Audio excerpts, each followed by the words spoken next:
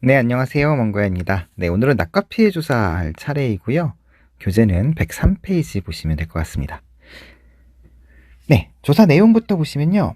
적과 종료 이후에 낙과 사고가 접수된 과수원이 조사 대상이고, 적과 후착과수랑은 다르죠. 적과 후착과수는 재해 여부 관계없이 조사를 했다면, 네, 적과 종료 이후 낙과 사고가 접수된 과수원이 조사 대상입니다. 사고 접수가 돼야 돼요. 대상재해는 태풍, 우리 바람으로 떨어질 수 있고요. 집중호우, 비로 떨어질 수 있고, 화재로 꼭지 부분이 타 들어가면서 쏙 떨어질 수가 있는 거고요. 지진, 아무래도 땅이 흔들리니까 떨어질 수 있는 거고, 우박을 세게 맞으면 떨어질 수 있죠. 우박은 낙과보다는 사실은 착과 피해가 더 많기는 해요. 적과 이후의 낙과 피해가 그렇다고 없는 건 아닙니다. 그래서 우박, 다음에 일소 피해, 감 같은 경우에 우리 일소를 입으면 가스가 차면서 그 꼭지 부분에서 가스가 차면서 떨어지기도 합니다. 네, 그래서 태풍, 집중호우, 화재, 지진, 우박, 일소 피해 이런 것들이 낙과 피해 조사 대상이고요. 가을 동상에는 없어요. 그죠? 얼어가지고 떨어지진 않으니까요. 조사 시기는 사고 접수 직후에 실시를 합니다. 네, 그래서 요거 조사 내용 한번 봐두시고요. 조사 방법 보시면 피해사실 확인 조사처럼 보상하는 재해로가 맞는지를 확인을 해야 돼요. 적과 이후기 때문에 어떤 특정한 위험이잖아요. 14m/s의 바람 이상인 건지, 아니면 그게 아니라면 이 해당 지역에 태풍이나 강풍 주의보 경보가 내렸는지, 이런 것들, 혹은 뭐 지진이었으면 5.0 이상인지, 집중호우라면 12시간 80mm 이상인지, 이런 것들을 봐야 되겠죠. 그래서 그런 피해 사용 조사를 참고하셔서 그렇게 보상하는 재에 대한 여부를 확인을 해야 됩니다. 적과 이유기 때문에 지금부터는 보상하는 재인지 아닌지 여부를 판단하는 게 굉장히 깐깐해져요. 네, 그래서 그거를 한번 보시고, 그 다음에 나무 조사를 하는데,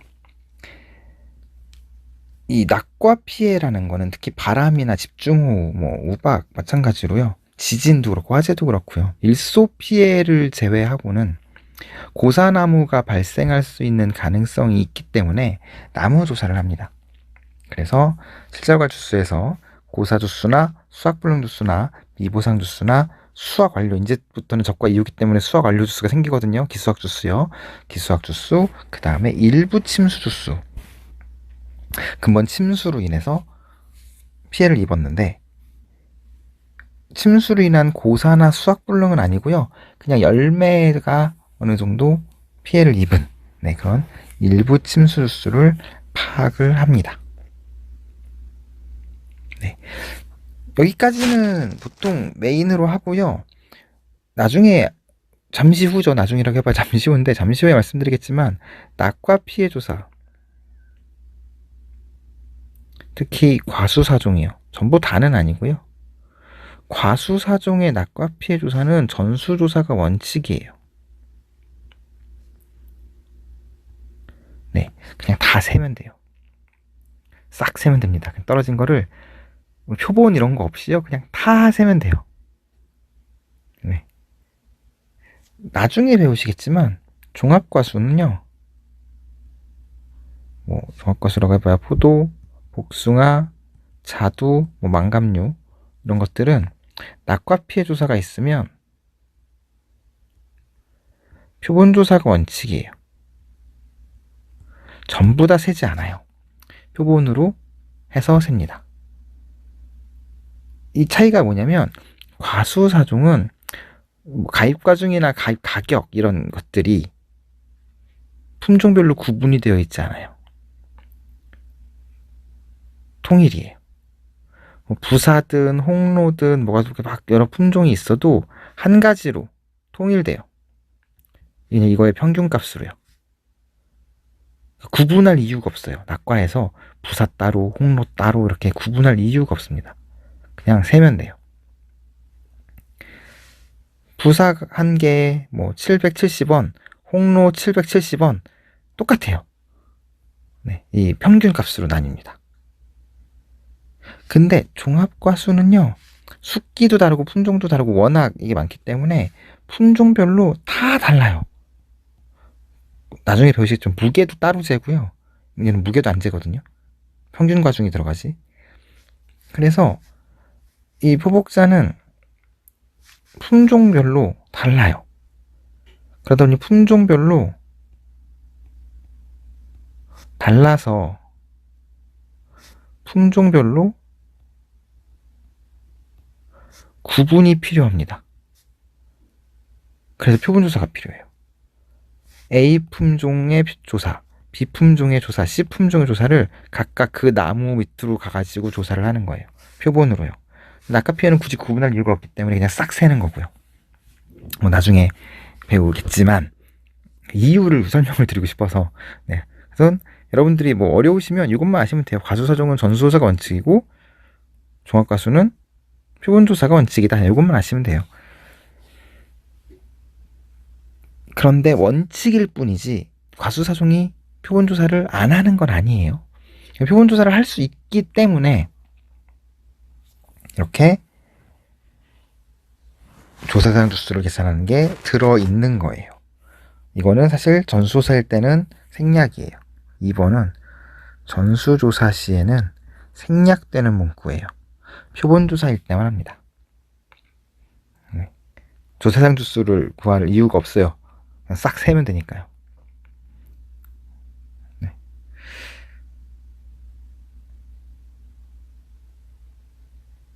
그리고 무피해 나무 착과수 조사. 이게 뭐냐면 무피해. 피해가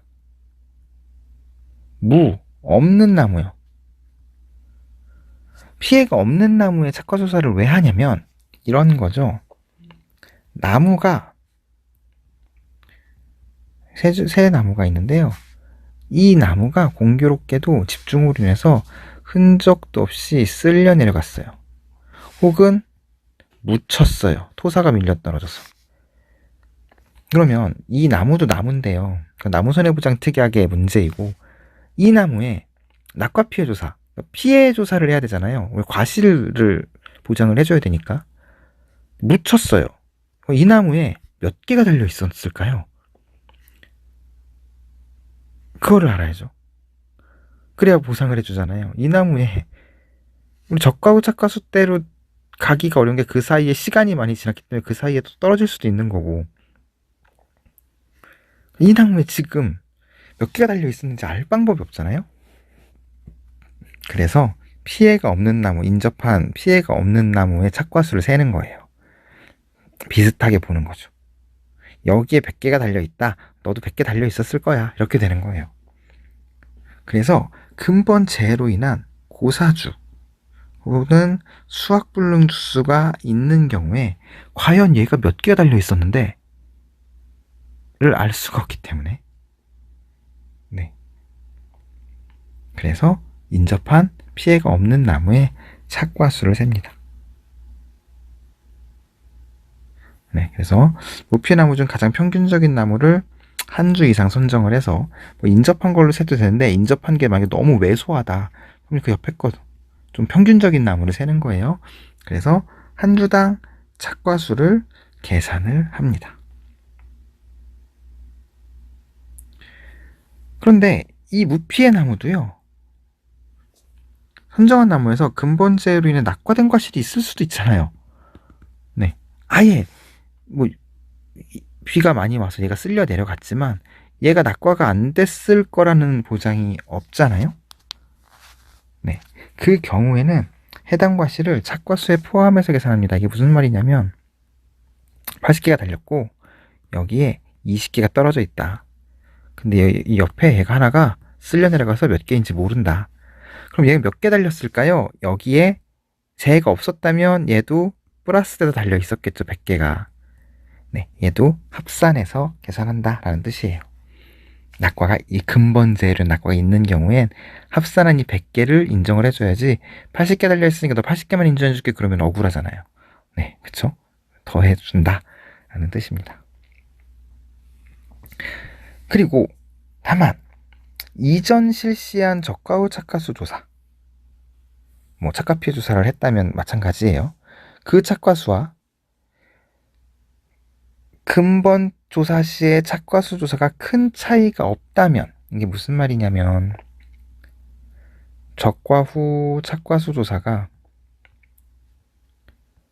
여기가 있는 거죠. 적과 이후 재해니까 이거는 지금 선행이 됐을 거예요. 100개가 되어 있었습니다. 근데 나무가 하나가 없어졌어요.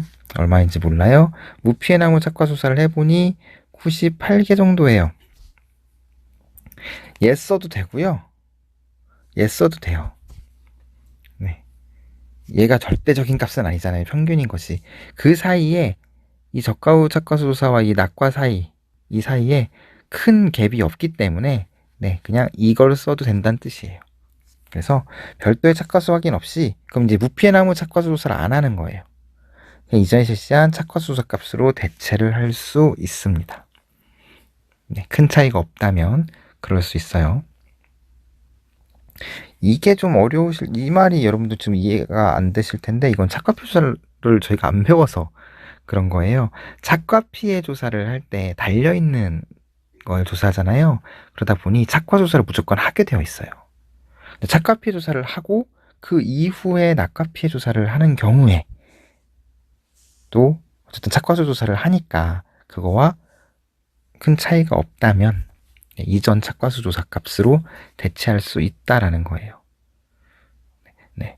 정말 공부가 잘 되어 있으신 분들은 이렇게 질문하실 수도 있어요. 몽구쌤, 그 착과 피해 조사는 수학 직전에 한다고 그때 말씀하셨는데 착과 피해 조사가 먼저 되고 그 뒤에 낙과 피해 조사를 할 수 있나요? 수학이 다 끝난 거 아닌가요? 라는 엄청나게 예리한 질문을 하시는 분들 계실 건데 이런 경우죠. 아오리 100주,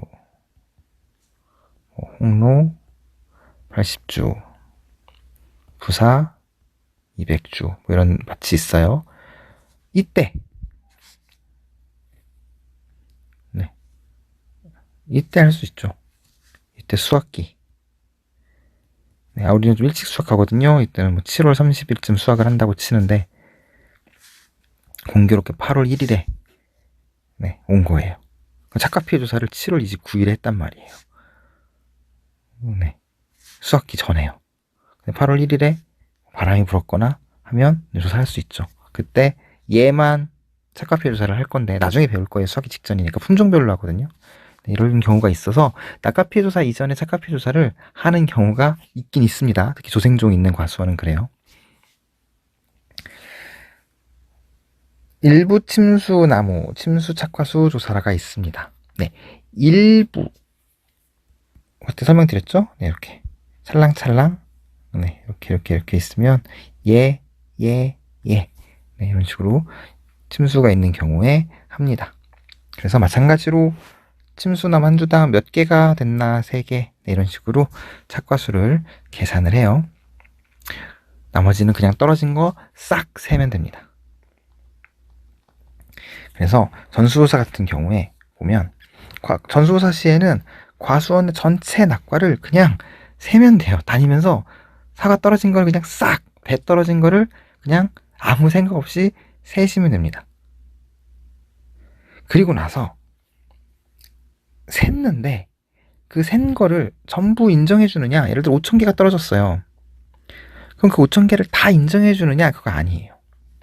낙과수 확인이 끝나면 그 5,000개 중에 100개 이상, 근데 100개 이상 보통 안 하고 거의 다 100개만 하거든요. 힘들어서 100개를 무작위로 뽑아요. 그래서 과실 분류에 따른 피해 인정 개수에 따라 구분해서 해당 과실 개수를 조사를 합니다. 지난번에 그 시기별 조사 종료 때 살짝 언급드렸죠. 낙과수가 100개 미만일 경우에는 80개밖에 안 떨어졌는데 100개 어디서 모아요? 옆에 과수원이 20개 갖고 올까요? 그게 아니고요. 이때는 그냥 80개를 하는 거예요. 전체 80개밖에 안 떨어졌다. 80개 갖고 하는 거예요. 무엇을 하느냐? 그때 말씀드렸어요. 조사 시기별 조사할 때 낙과 피해 구성 비율이란 걸 합니다. 라고 살짝 말씀드렸어요. 왜냐면 풀밭에 폭신, 특히 수학기 임박한 것들은 풀밭에 폭신하게 떨어지면 멀쩡하거든요. 바람이 오히려 수확한 걸 도와준 꼴이죠. 네, 이런 거는 정상으로 놓기도 해요. 아주 살짝 경미하게 흠집이 났다 50%, 80%, 정상, 이렇게 100% 이런 형으로 구분을 하는 게 있어요. 네, 그게 이겁니다. 네, 피해 구성 비율 구분하는 거, 이건 나중에 보도록 하고요. 전수조사는 그때 그렇게 합니다. 몇 개 모은다고요? 100개를 모아서 요 피해 구성 비율을 해요. 표본조사는 조사 대상 주수를 기준으로 전체 표본 주수를 산정을 하는데, 거대재해가 발생 시에 너무 시간이 많이 걸리니까 표본 주수를 조사 대상 주수에 이제 비례해서 하는데, 네, 반 정도. 10주 해야 된다. 5주만 해도 되는데, 이건 평가사가 임의로 정하는 건 아니고, 네, 보험회사 농수손해보험 지침이 있을 거예요. 그때만 합니다. 똑같아요. 네, 특성이 골고루 반영될 수 있도록 표본나무를 산정하고, 표본 나무별로 수간 면적 내에 있는 낙과수를 조사하는데, 수간 면적이 뭐냐면 요거예요. 그림을 그려드렸는데, 나무 끝 이 안에, 동그라미 이 안에 떨어진 모든 낙과수, 사과의 낙과수, 이게 수간 면적이에요. 네, 이런 경우도 있어요. 나무가 이렇게 있어가지고요, 서로 겹쳐요. 네, 그럼 이 나무에서 일로 넘어가서 여기서 떨어진 것도 의미 없이 그냥 다 셉니다. 이 안에 있는 건 전부 다 세요. 그럼 계약자한테 좀 유리할 수는 있겠죠? 네. 그래서 수간 면적 내에 있는 낙과수 조사하고 100개 무작위 추출하는 거 똑같습니다. 피해 구성 비율이라고 엄청 무시무시하게 생긴 공식이 나오는데, 이거 외우시지 마시고 어떻게 하느냐. 일단 피해 구성 비율이란 정상 50%형, 80%형, 100%형이 있어요. 정상은 그냥 정상이에요. 네, 멀쩡한 것. 100%형은 말 그대로 100%형입니다. 아주 개박살이 났거나 떨어지면서 아주 그냥 산산조각이 났거나, 아니면 보통 떨어지면 산산조각 나는 경우보다는 어떤 경우가 많냐면 100%형은 미숙과요. 이런 거예요. 사과가 멀쩡해도 10월 30일에 수확하는 만생종 품종인데 7월 29일 바람에 떨어졌어요. 이 사과 못 쓰잖아요. 7월 29일 날 떨어진 사과를 이때 수확해야 되는데 시퍼러둥둥한 이 사과를 어디다 써요. 네, 그래서 100%형으로 놓는 거예요. 네, 보통 이 경우에 낙과 피해가 발생하면 전부 다 단일 품종 10월 30일 수확 날짜에 만생종이다. 그럼 이거 하지도 않아요. 다 100%로 놓지. 전부 미숙가니까. 네, 보통 100%형은 미숙가가 많고요. 50%형과 80%형인데 이 50%형은 뭐냐면 시장에 팔려요. 우리 홈쇼핑 요즘 보시면 보조개 사과라고 그래가지고 뭐 흠과라고 해서 막 팔아요. 시장에 팔립니다. 반값에 팔리고 이런 걸 떠나서 그냥 시장에 팔려요. 가공도 돼요. 즙도 낼 수 있고. 네, 이렇습니다. 80%형은 시장에는 차마 못 팔아요. 가공만 돼요. 100%형은요, 시장에도 못 팔고 가공도 안 돼요. 네, 그러니까 아까 말한 미숙과 7월 27일에 떨어진 10월에 수확해야 되는데 시장 당연히 못 팔고요. 가공도 못 해요. 즙 떨궈서 못 해요. 못 내요. 네, 그래서 100%형으로 들어가는 거예요. 이런 구분을 해요. 주어가지고요. 그럼 보시면 100개를 주었는데 우리 중생종 홍로 볼게요. 정상이 50개, 50%형이 20개, 80%형이 10개, 100%형이 20개래요. 그러면 피해 구성 비율을 어떻게 구하느냐? 일단 정상은 논해구, 피해가 아니잖아요. 그러니까 100개 중에 50%형이 20개래요. 20개 중에 반은 피해를 입은 거예요. 어떻게 몇 개 피해 입은 거예요, 온전하게. 20개 중에 50% 피해를 입은 거잖아요. 곱하면 돼요. 20 곱하기 50%, 10개요. 80% 곱하기 10개, 8개요. 100%형 20개는 전부 다 쓰네요. 이거잖아요. 100분의 38, 0.38, 38%요. 이렇게 나와서 굉장히 어려운 공식 같지만 여러분 그냥 이렇게 하세요. 전체분에 곱하면 돼요. 이렇게요. 네. 그러면 바로 피해 구성 비율을 구할 수 있습니다. 네. 수감 면적까지 보시면 될 것 같아요. 낙과 피해 조사 사진을 한번 보여드리도록 하겠습니다. 네, 낙과 피해 조사 한번 볼게요. 네, 사과가 이렇게 떨어져 있어요. 지금 이 나무 같은 경우는 45도 정도 기울어서 도복이라고 봐도 무방한데 빨리 심으면 회생이 가능할 것 같아서, 기억나시나요? 회생 가능한 나무손에 보상하지 않는 거. 네, 그래서 빨리 심으면 회생도 가능할 것 같아서요. 네. 지금 색깔이 든 거 보니까 미숫가는 아니에요. 낙과 피해 구성 비율을 해야 될 것 같습니다. 그쵸? 네, 이런 것들이 이제 머릿속에 다다다닥 떠오르면서 조사를 하는 거예요, 평가사들은. 네, 그래서 이렇게 사과가 떨어져 있네요. 네, 나무도 얘는 완전히 쓰러졌어요. 그죠? 완전히 쓰러져서, 네, 얘는 도복주로 판단을 해도 될 것 같습니다. 자, 낙과수를 네, 점점점점 6개죠. 많은 그 의미를 대표하는데, 보이시나요, 지금? 여러분? 보이세요? 여기 바닥에? 다 세야 됩니다. 전수조사가 원칙이었죠? 골 따라 다니면서 이 떨어진 걸 전부 이거 언제 세요? 셀 수 있어요, 여러분. 네, 하다 보면 됩니다. 다 세는 거예요. 다니면서. 네. 점점점을 제가 그래서 써놓은 거예요. 다 셉니다. 이렇게 다니면서 전부 네, 세면 돼요. 세는 건 사실 어렵지 않아요. 100개 줍는 게 어렵지, 세는 거는 그냥 금방 세요. 생각보다. 네, 금방 세요. 2명이서 하거든요. 100개 줍는 게 어렵지, 세는 건 뭐 그렇게 어렵지 않습니다. 우선 세요. 네, 이거 여러분 셉니다. 이거 네 많은 것 같지만 생각보다 굉장히 금방 세요. 그 개수기라는 게 있어서 대신 엄지손가락이 너무 아프죠. 바바바박 누르면서 셉니다. 이제 어려워 보이지만 여튼 세요. 100개 이제 주워 모으는 게 어렵지 셉니다. 낙과는 뭐 이렇게 말씀드릴 게 없어요. 그냥 세면 되는 거라서. 네, 배밭인데요. 왼쪽 밭 보세요. 세면 돼요. 그죠? 오른쪽 밭이 문제인데, 네, 이 정도면 이제 네, 정말 손가락이 이제 아프게 되는 거죠. 일단 세야죠. 네, 세면 돼요. 그래서 많은 데는 이제 계속 세다 보면은 해가 지기도 해요. 네, 그런데 프레시 키고서라도 세야죠. 밀리 낙과 피조사 같은 경우에는 3일 이내 조사가 원칙이에요.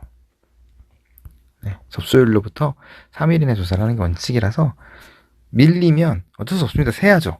네, 세야 됩니다. 그래서 세고요. 이렇게 많이 떨어져 있으면 세도 되는데, 그쵸? 현장 보존이 잘 되어 있잖아요. 세면 되는데, 이런 게 어려운 거예요. 객점들이 다 죽어가지고 한 곳에 모아놨어요. 이제 뭐 이것도 앉혀가지고 세면 되는데, 이제 사실은 난감한 게 뭐냐면, 실무적인 이야기인데, 이게 이과수원에서 떨어진 걸 모아놓은 건지 옆밭에서 갖고 와서 부어놓은 건지 알 방법이 없어요.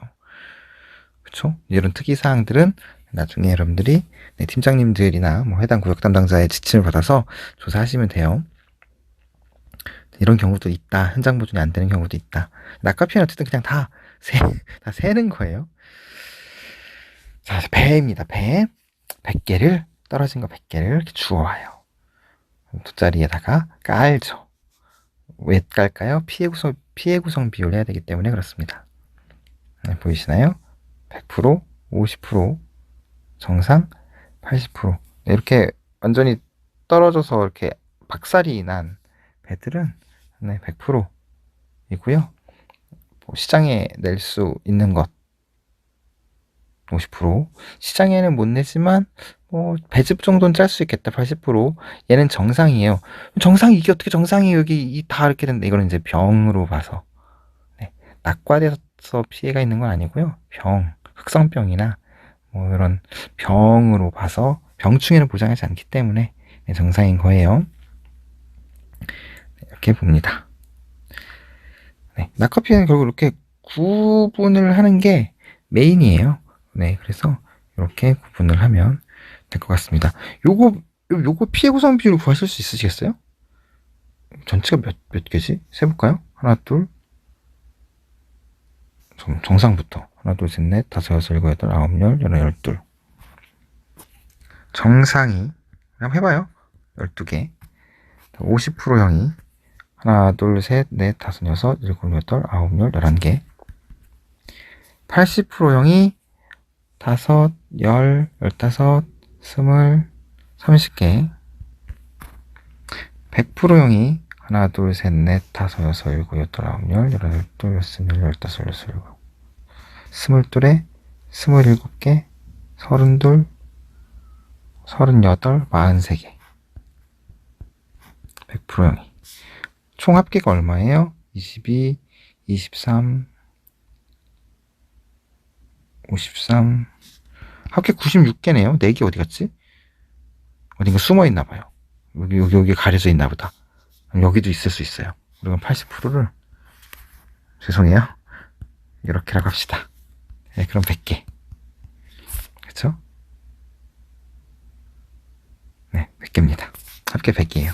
자, 그러면 100개 중에 얘는 50%니까 5.5개. 얘는 83, 24, 27.2개. 그죠? 곱하면 된다고 말씀드렸잖아요. 43개.